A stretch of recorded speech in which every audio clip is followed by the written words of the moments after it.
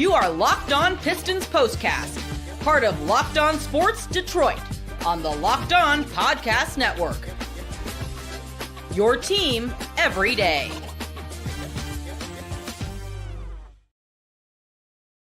Here we go. Welcome into a live Locked On Pistons postcast. Not the Pistons night tonight. Winning streak ends at 8 games. Denver Nuggets come to town and put a little bit of whooping on the Pistons, 134-119, the final in this one. We're going to break it all down, why the winning streak ends. I thought JB Bickerstaff had some very telling comments post-game, so we'll dive into that as well. And, of course, our studs and duds. That's what's coming up on today's program. Thanks so much for making the Locked On Pistons postcast your post-game destination, free and available wherever you get your podcasts, and of course on YouTube. It's all part of the Locked On Podcast Network, your team each and every day. Don't forget, your favorite podcast now has a newsletter as well. Introducing the Locked On Pistons daily newsletter. It's your one stop for ultimate team and league coverage, and it's delivered right to your inbox. Sign up for free right now at LockedOnDaily.com. That's LockedOnDaily.com, and start your day with the all-new free Locked On Pistons newsletter. And how about a huge shout out for this episode's sponsors, brought to you by FanDuel.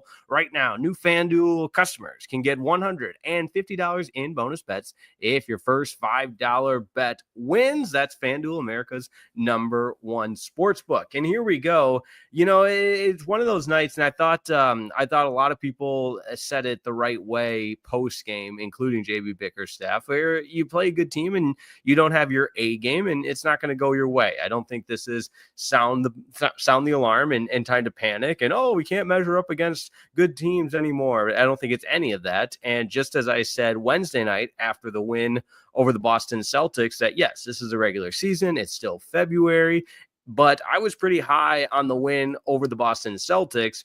But I'm not going to sound the alarm and cry and panic over a loss against the Denver Nuggets tonight, because they were the better team. That was a third quarter to forget. It was a nightmare of a third quarter. The Nuggets took complete control and silenced all of the fans at the LCA. So if you were at the game, let me know in the comments. Of course, we'll get to the comments a little later on in tonight's program as well. But it was one of those nights, you know, Cade Cunningham held to 11 points. They were doing a lot of different things to stop Cade Cunningham and to slow him down. A couple of traps, a couple of double teams, and different looks. And similar to the way the Hawks tried to shut Cade Cunningham down in the second half in the game where he went off, it was Cade had to get the ball out of his hands, and it was a concerted effort by the defense to not let Cade Cunningham beat them. And with, you know, we talked about it on Wednesday night when the offense was clicking as well as it was against the Celtics. What does Jaden Ivey bring to this team when he comes back? Well, on a night like tonight, he would have brought a lot. There's no doubt about that. Other parts of the game, I thought, it's not like the Pistons weren't physical in this one either. I like the little scrum and the mix-up with Ronald Holland and Westbrook there. Show some toughness, not going to back down, absolutely. But that being said, I think JB Bickerstaff's post-game comments, more on that in a little bit later in the show, talked about how at the beginning of the game, the Pistons were able to be physical, and then the way the referees called the game seemed to change a little bit. So the physicality, or the ability to be physical, was a little bit of a shorter leash there. Now, it wouldn't be a Pistons loss without a dumb Isaiah Stewart technical foul, because that's just how it works. Although I do think in this one he has a case, because all he did was kind of run away from the officials. She'd used to do that all the time, although I think she got some technicals for it too in the past, because the officials, they've got gentle egos, and it feels like they feel like they're getting shown up, whether that's the case or not. But fact of the matter is, another technical foul for Isaiah Stewart. Other observations that kind of stood out, I just felt the Pistons were out of rhythm, out of sync. And it could be a testament to the Denver Nuggets. They're obviously no slouch at 39-21, and one of the teams in the Western Conference that's certainly capable of going all the way. And with the whole host of talent that the Nuggets have, a guy like the Joker, who's good to go for 50 any night. Tonight, he just pulls off the triple-double. The Pistons hold him to just 23 points, but oh, by the way, 15 assists and 17 rebounds. You talk about an impactful performance from Nikola Jokic that was tonight, despite it just being 23 points, well below his season average. But when you've got the offensive scoring powers of Jamal Murray with 31, you got a couple other guys in the 20s, Michael Porter Jr. with 28. I mean, this seems loaded. And when 4 of your 5 starters have more than 20 points, that's your offense is doing just fine. On the other side for the Pistons, I mentioned Cade Cunningham struggling with just the 11 points. And there was just not really anybody else to pick up the scoring. Malik Beasley did his best in the first, kind of got off to that hot start with a couple of 3 balls, but ended just 6 of 18 from the floor, 4 of 11 from deep. So he struggled, but that being said, leads the way with 16 points off the bench. And he does deserve some kudos, a tip of the cap, if you will, fist bump, whatever you want to do. He's now leads the NBA in 3-pointers made, and that's a 6th man doing that, which is certainly impressive in a league that only shoots 3s now. I mean, how many? We talked about that the other night with the Celtics. The NBA is just who can launch 3s the best, and Malik Beasley, I think I'm not going to go as far as saying solidifying himself as the 6th man of the year award, but if he's not named the NBA 6th man of the year and Peyton Pritchard is, man, I'm gonna have some beef. But still a lot of basketball to be played. There is no doubt about that. How about some positive news? We go to the comments for that. Daniel Berry Sports Highlights says, hey, everyone, happy Friday. Yeah, there you go. It's a happy Friday, or maybe you're catching this the next day or some point over the weekend. Hopefully not too long, because the Pistons have a back-to-back. They're right back in action on Saturday, tomorrow, against the Brooklyn Nets, closing out that homestand. So when you look at the Pistons schedule, and what did we say about this homestand, that there was going to be some tough games in this homestand. And I think the Pistons, if they can secure a win tomorrow against the Brooklyn Nets, you're looking at a very, very good homestand that includes wins over the Clippers and Celtics, obviously, and you can wrap up that 4-game homestand at 3-1. You'll take that, absolutely, especially with the wins over the Clippers and Celtics. Those are really, really good wins. The Nets, obviously, a struggling team. So when you look at that matchup, that's a game you absolutely should win.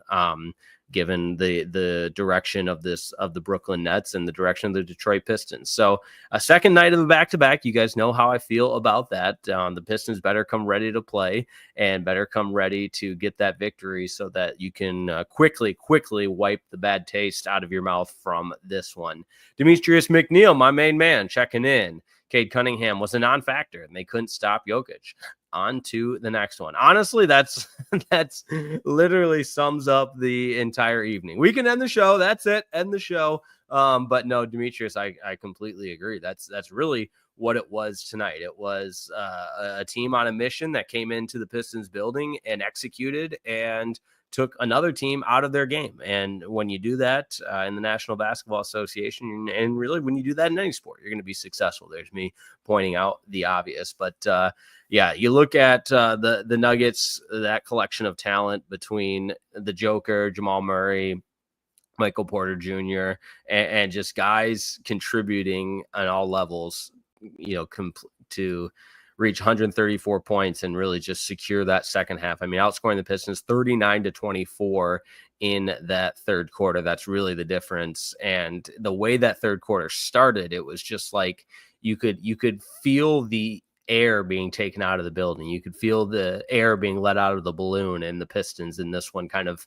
having that slow but sure fall to the loss column tonight because of the way Denver was excelling in that third quarter, especially. So that being said, hey, you take your medicine tonight and come back tomorrow ready to play. I do like the fact that it's a second night of it's a back-to-back, so the Pistons can wipe this one, wipe the slate tomorrow and get back to feeling good about playing some really good basketball. And if you wrap up a win tomorrow, that's 9 wins in 10 games. I think you'll take that, especially with some of the wins that you had throughout that streak of playing really, really good basketball.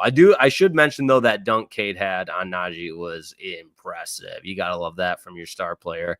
So even though it wasn't Cade's night, I just saw the highlight run by. That's what made me think of it. The poster dunk from Cade Cunningham was really, really impressive. And you saw the physicality and the chippiness from Ronald Holland, the rookie. He's not going to back down either. Ausar Thompson started the game with the thunderous two-handed dunk. So, like a lot of games, there's going to be some positives to take away.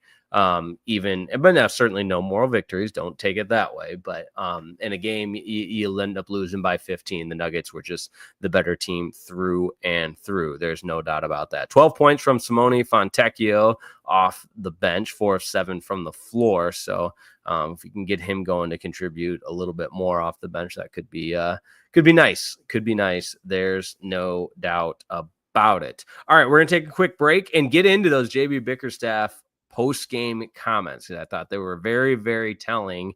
And I don't think he'll be fined for it, but he certainly had a way of voicing some of his displeasures with the way things went down tonight. We'll talk about that next. Don't go anywhere. It's Alive, Locked On Pistons Postcast.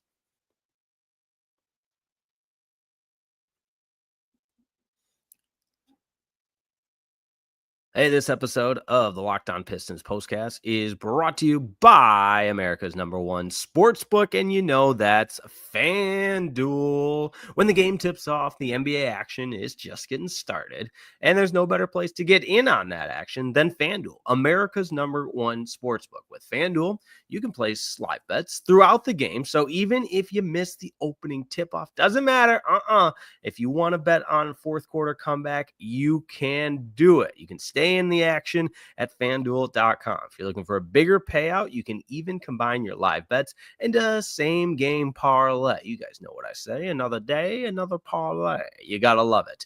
I love using FanDuel because it's easy to use. I can stay in the action at all times. I can live bet. I can combine bets for a same game parlay. It's just a lot of fun. It adds a lot of sizzle to the watching experience. And right now, new FanDuel customers can get $150 in bonus bets if your first $5 bet wins. Just visit FanDuel.com to join today. That's FanDuel.com for your shot at $150 in bonus bets. You got to make every moment more with FanDuel, the official sports betting partner of the National Basketball Association.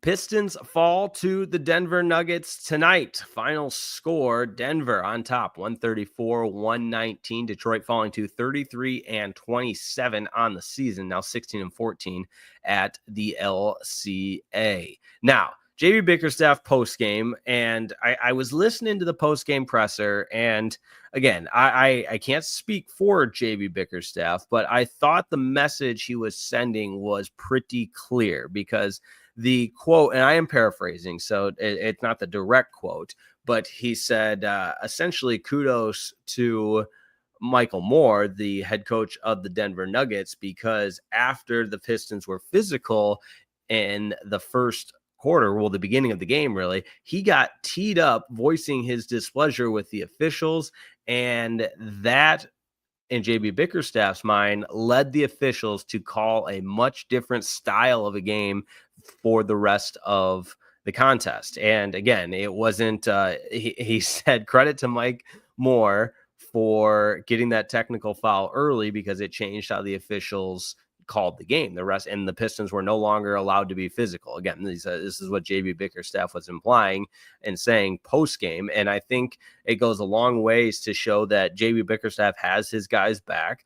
And on a night where the physicality was present and allowed at the beginning of the portion of the game, he felt like the dynamics of the officiating changed and the way the physicality was dictated also changed, which unfortunately negatively impacted the Detroit Pistons. Now, watching that game, and I don't know if there's a drastic, and again, you go back and watch, maybe you'll see instances here and there where there's certainly a case to be made that the Pistons were certainly on the short end of a lot of those whistles, and guys battling foul trouble and that sort of thing. But I don't know if it necessarily had the magnitude that JB Bickerstaff was implying. And again, he's the head coach and he has every right to say that. And I love the way he backs his guys. And I love what he's done for the Detroit Pistons. I've talked at length about that. I think he deserves Coach of the Year.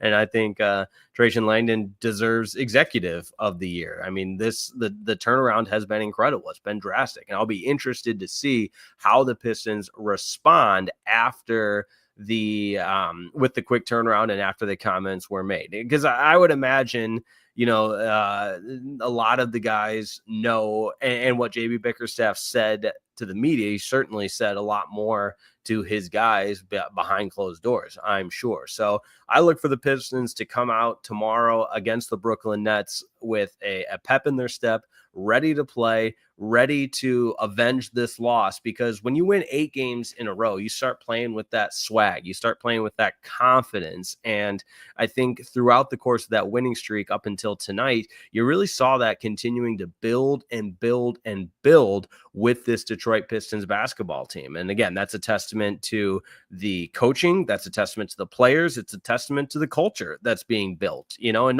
gone are the days where you lose a game and then it just spirals into a losing streak and you win the next game. No, with Cade Cunningham, and it starts from within. Absolutely, the players deserve a lot of credit as well, but it starts internally, and I do believe that this one's going to leave that bitter of a taste in each and every one of those players, and how they feel and how they respond tomorrow will be really, really interesting to see. So JB Bickerstaff backing his guys, kind of taking a shot at Mike Moore, the head coach for the Denver Nuggets, who, great point by Johnny Kane post-game. Got to give him this tip of the cap, because he reminded us all that Mike Moore was once an assistant for the Oakland Golden Grizzlies on Greg Campy's staff. So go Golden Grizzlies. And you got to love that Motor City connection. And obviously the Oakland Golden Grizzlies, near and dear to my heart. If you don't know, I called play-by-play for the Oakland Golden Grizzlies women's basketball program from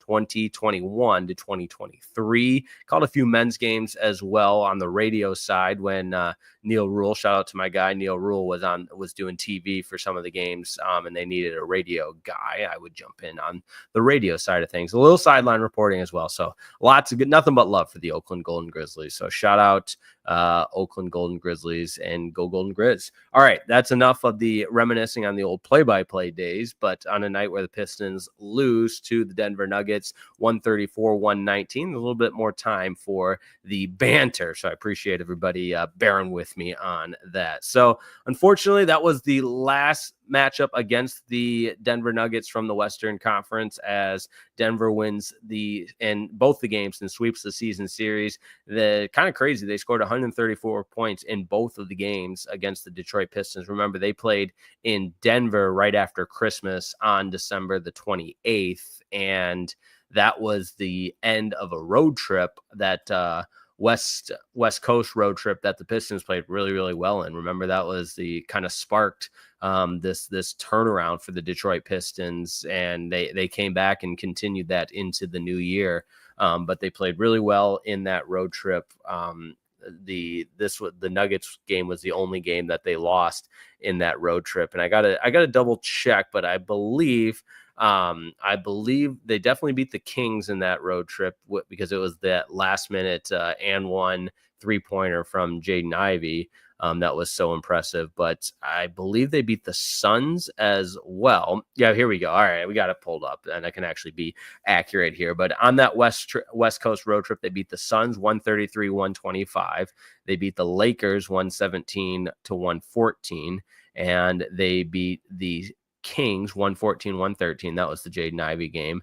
And the Nuggets as well they lost to the Nuggets, 134-121. So yeah, that was the end of the road trip, but they took 3 of 4 from the Western Conference teams. So just like just like the first time they met. The Nuggets win 134-119, so just a little bit better than the Stones tonight. All right, we'll take one more break because we got to wrap it up with our studs and duds. That's coming up next, so get in that comment section. And we will, in fact, discuss your comments and the studs and duds. Jay, wow, I see you. Don't go anywhere. We're going to discuss that comment next here on a live Locked On Pistons postcast.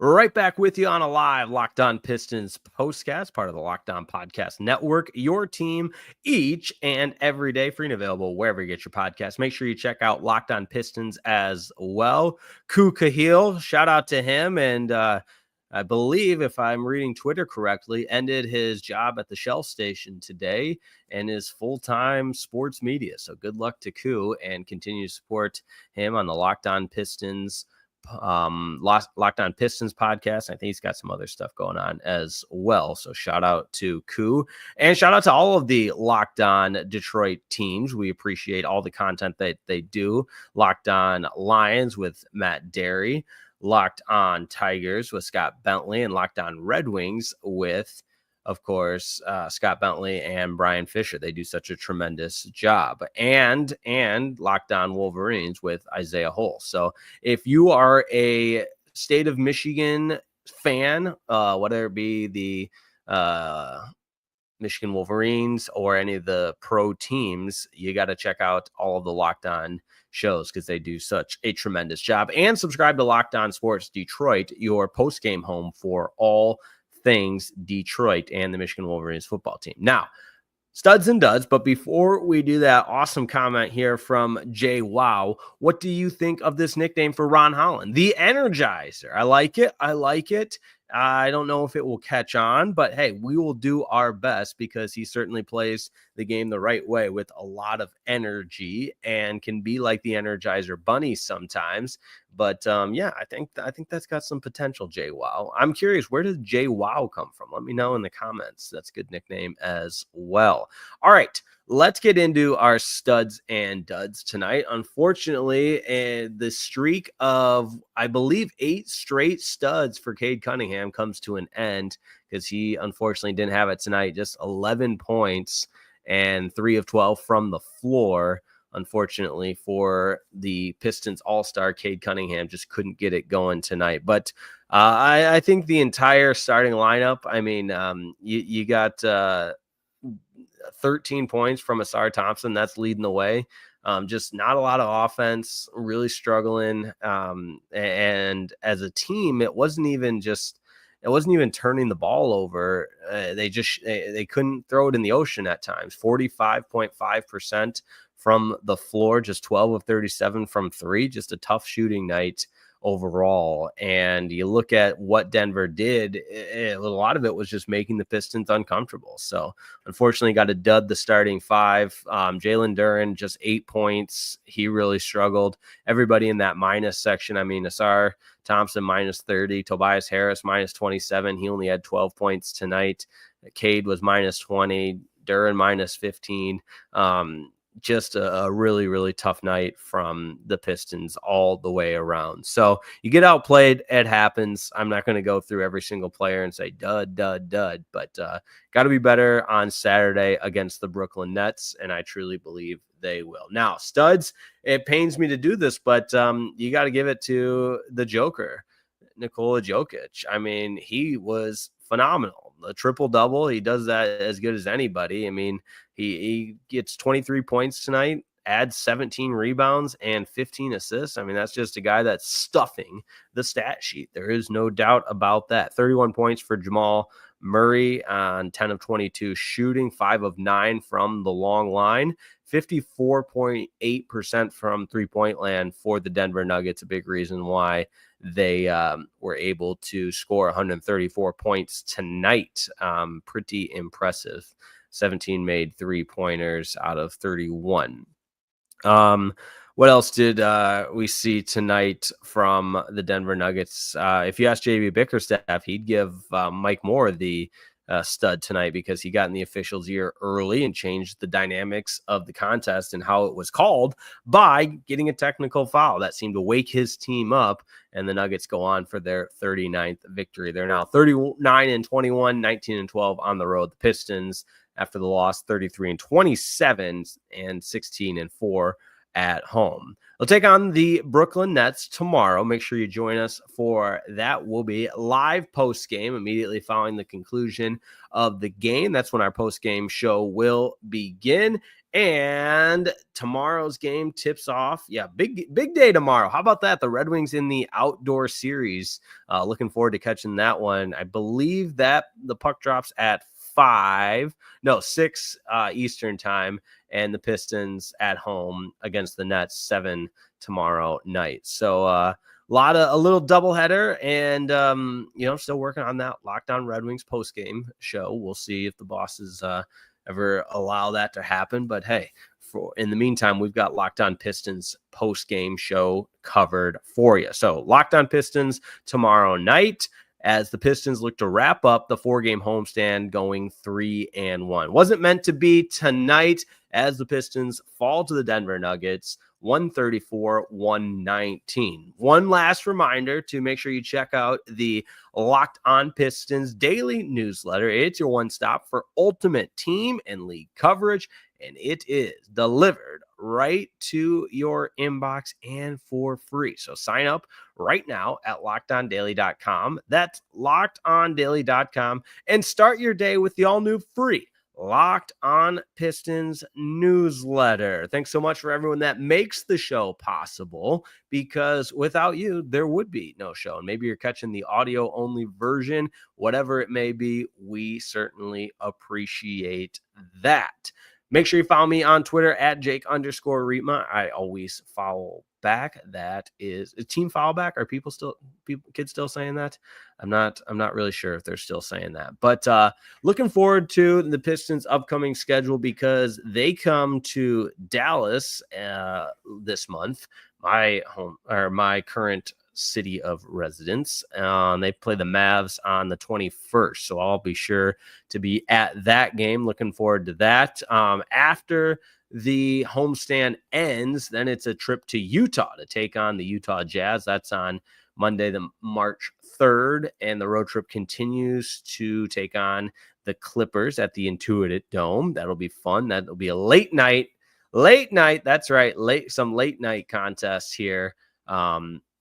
With the Stones being on the West Coast, or at least in the different time zones. So the game against the Jazz on Monday will be 9:00. So make sure you stay up late with us. And then the game against the Clippers, 9:30. How about that, sports fans?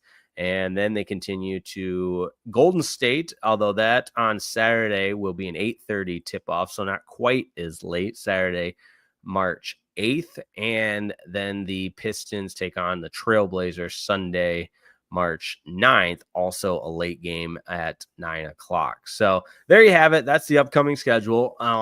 But it all starts tomorrow against the Brooklyn Nets. Make sure you join us for that. All right. Take it easy. Appreciate everybody tuning in. We will see you next time, which will be tomorrow night on a live Locked On Pistons postcast, all part of Locked On Podcast Network, your team each and every day. Jake Rietma, have a wonderful evening, afternoon, day, whatever it is, and we'll see you after the Pistons and Nets. Pistons 8-game win streak comes to an end to the Denver Nuggets, 134-119, the final in this one. See you next time.